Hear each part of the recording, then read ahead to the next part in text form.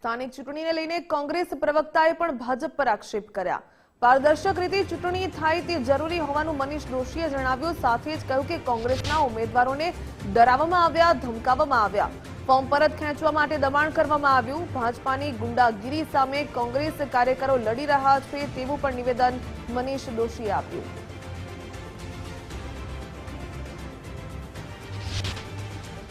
માત્ર આક્ષેપ નથી કરતો પણ પુરાવા સાથે કહી રહ્યો છું કે ગુજરાતમાં એસઓજી, પોલીસ તંત્ર, વહીવટી તંત્ર અને પછી અસામાજિક તત્વો અને પછી ભાજપ આ બધાના સંકલનથી ગુજરાતમાં કોંગ્રેસના ઉમેદવારોને સીધે સીધા ધાક ધમકી આપીને ફોર્મ પરત ખેંચવા માટેનો સુનિયોજિત રીતે એમને ખેલ પાડ્યો છે।